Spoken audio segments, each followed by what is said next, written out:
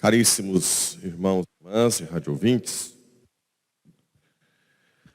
nós temos aqui na leitura de Jeremias o ápice do profetismo.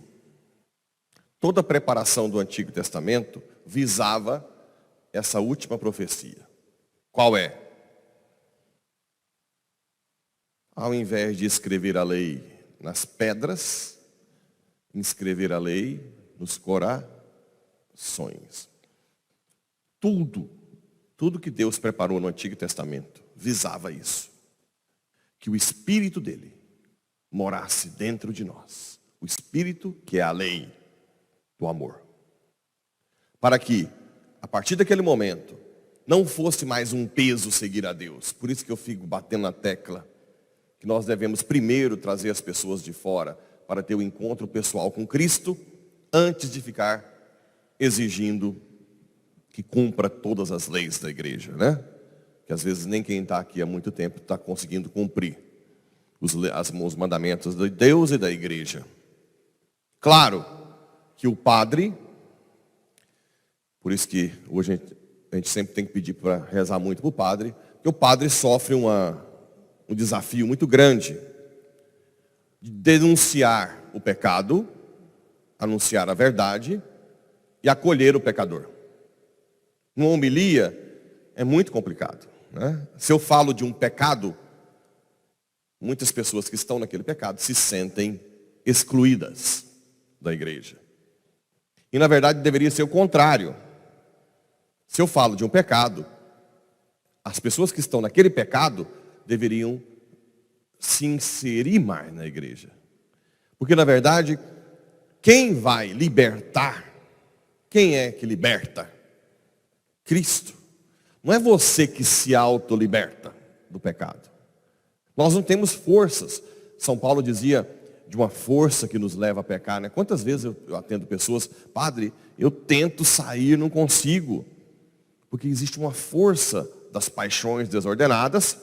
São Paulo chama de amartia, né? Uma força que leva, que só é superada com o nosso livre-arbítrio junto com a graça. Nós não conseguimos nos libertar sem a graça.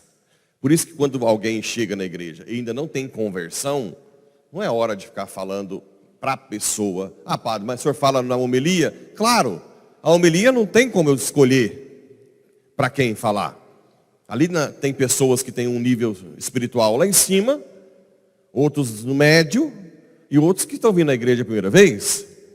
Como é que você vai? Quem tem que fazer esse papel são vocês. Aqui entra. Por isso que eu tenho sempre pedido que se faça formação, que não se percam as formações, que tenha uma formação doutrinária, que tenha um coração acolhedor.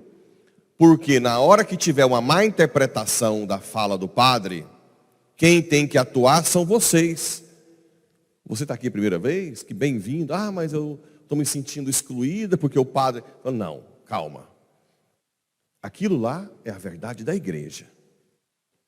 Mas você está muito bem acolhido aqui e vai caminhar conosco até você entender o porquê a igreja pede.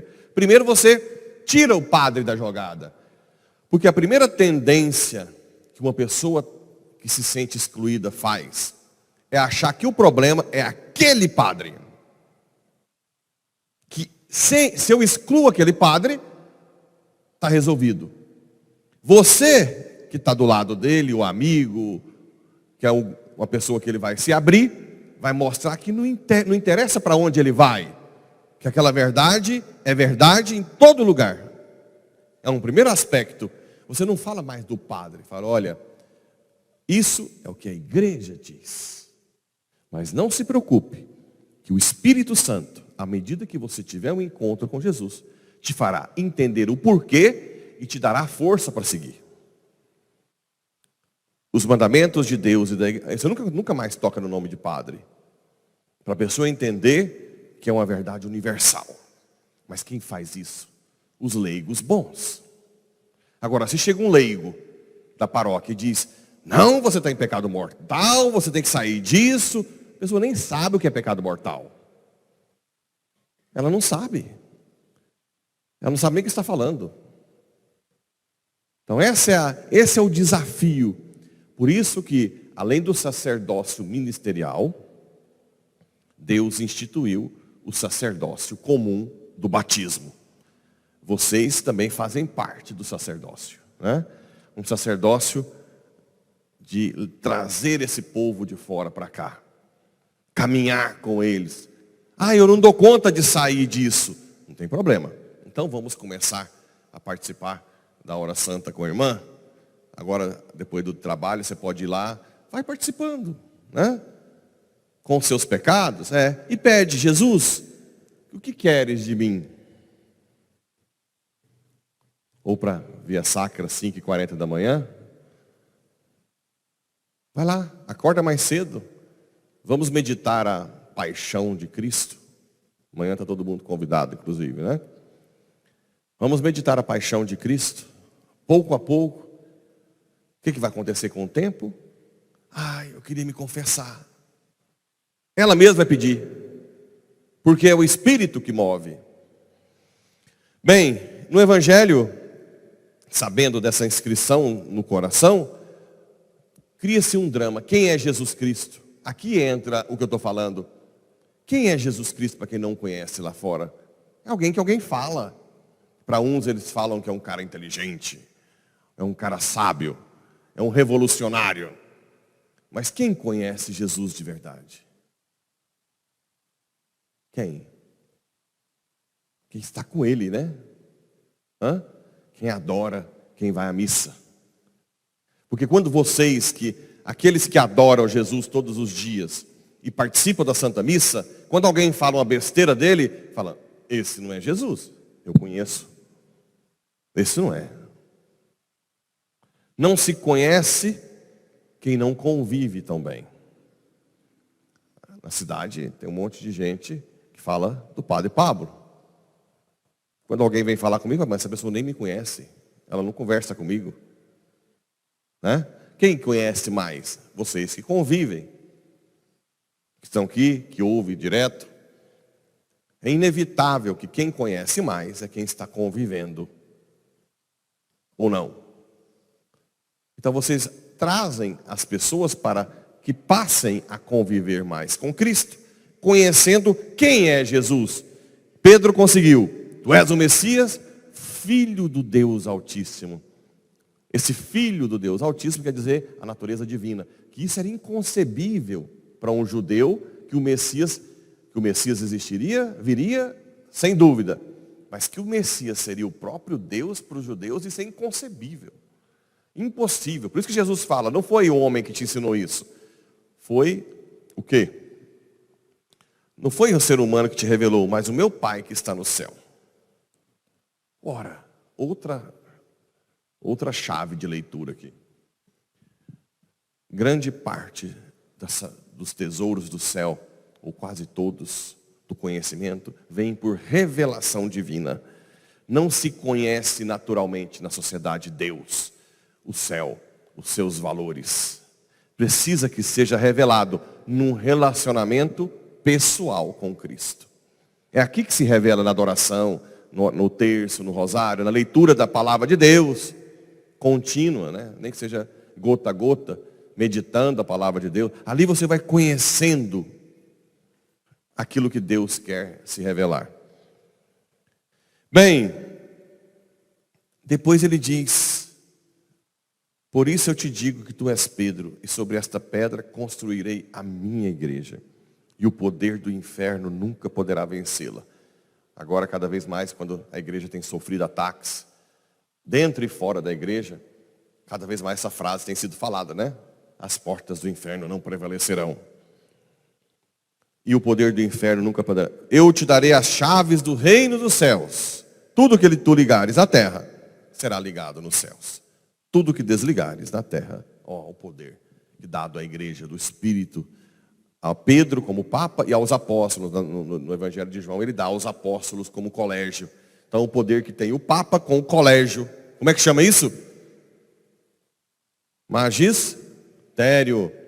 né? Olha o poder, está aqui, é bíblico. Poder de perdoar os pecados, poder de guiar o povo. Por isso que é importante vocês sempre rezarem pelo Padre, porque toda sabedoria vem do alto e não da pessoa. Quando você vai ter direção espiritual comigo, ou com outro padre, ou confissão, reza antes. Senhor, coloque na mente dele o que for para mim, da tua vontade. Tira dele tudo que é dele. Isso vai ajudar em dois aspectos. Porque Deus vai achar bom. E dois, você vai ser vacinado contra a dependência da pessoa do padre, né? Você vai ser sempre dependente de Deus. Isso é muito místico. Às vezes eu confesso, tem dia que eu estou meio com pressa, eu não quero nem falar que eu sou padre. Eu confesso com o padre. Já conversei com o padre todo mulambado de, assim, vestido mal. Pensei, esse trem, mas eu rezei antes. Falei, Senhor, quando o padre começou a falar, parecia que Cristo estava falando comigo. Tudo. Fiquei assim, assustado. Usou aquele padre que eu estava achando que não, né? E falou, mas como se fosse direto comigo, né? Então é uma coisa mística. Mística. E depois Jesus conta, esse é o problema, né? Que ele tinha que ser morto, crucificado. Aí Pedro chamou ele no canto. Não, Senhor. A nossa tendência, isso é para mostrar para nós que nós temos toda essa tendência. A toda hora, todo minuto, nós temos a tendência de achar que os bens que Deus nos dá é para esse mundo. Não tem jeito, é inevitável. A gente quer que tudo esteja tranquilo, que não aconteça nada, que as coisas vão bem. Quando o negócio desanda, a gente começa a achar ruim, né? E Pedro não foi diferente. Senhor, isso não vai acontecer nunca. Nunca com o Senhor. E a palavra de Jesus foi muito dura. O que ele disse? Afasta-te de mim, Satanás. Como é que fala isso para o Papa? Inclusive, isso é usado como critério de credibilidade da Bíblia. Chama critério do embaraço, porque é uma situação embaraçante, né? Como é que fala para o Papa? Se os apóstolos tivessem... Porque saiu naquela época a conversa que os apóstolos tinham roubado o corpo de Jesus escondido e criado toda uma narrativa. Ora, se os apóstolos criaram a narrativa de Jesus ressuscitado, por que eles jamais iriam colocar o Papa deles, o chefe deles, numa situação embaraçante como essa? Então é um critério de credibilidade. Ok? Bem, pena que é dia de semana, né? Eu queria falar um pouco de São João Maria Vianney. Vou falar um pouco. São João Maria Vianney é o padre dos padres. Ele teve muita dificuldade nos ensinos, não sabia latim, na época tinha que ser em latim. Foi humilhado durante todo o período, não quiseram ordená-lo. Teve um bispo santo em Lyon, na França, que eu esqueci o nome dele agora, que pegou esse padre, viu que ele era santo e deu aula particular para ele até ordená-lo. Foi mandado para uma cidadezinha de 250 habitantes. Tem uns que falam 150, outros falam 250. De 150 a 250, vai. Pequenininha, cheia de pecado. E como ele era chamado de burro, ele realmente chegou com a cabeça de burro na cidade. Ele disse, Senhor, eis aqui o seu burrinho, faça dele o que quiseres. A partir dali, ele começou a visitar o povo do pecado, nos botecos, quase ninguém estava com fé, e começou a se santificar, a se tornar santo. Ele adorava, fazia penitência, jejum, comia batata, só às vezes para matar fome, e visitava o povo. Se santificava, e visitava o povo. Chegou num ponto que a cidade inteira se converteu. Ele ficou tão famoso que o povo de Paris inteiro procurava. A primeira estrada de ferro de Paris para o interior foi para Ars, para levar esse povo que buscava esse padre burrinho, né? Por que eu estou querendo citá-lo? O padre tem o povo que merece quando ele se santifica. O povo se santifica, né? O pai e a mãe de família tem a família que merece. Se você tem problema familiar, se santifica você, que a sua família se santifica. Então o foco é, se quer ser santo, santifica primeiro você. Quando eu vejo que tem muita coisa que tem que ser resolvida, eu falo para Deus: Senhor, me faz mais santo, me converte. Quando Deus me converte, todo o povo que está ao meu redor se abre docilmente ao Espírito. Assim é na família, assim em todo local, no trabalho. Se você quer converter o patrão, converte primeiro você. Muda, né? É aquela história da mulher que tem um marido alcoólatra. Enquanto ela não amar ele como um bêbado, dificilmente ele se liberta. Dificilmente. Enquanto ela tiver, eu não quero que ele bebe, ela pode fazer 1000 novenas, que ele para de beber. Mas enquanto ela não acolher bêbado, dificilmente ele se liberta. Pode acontecer, mas dificilmente. Então, quero que São João Maria Vianney interceda para que eu me santifique cada dia mais, até a morte.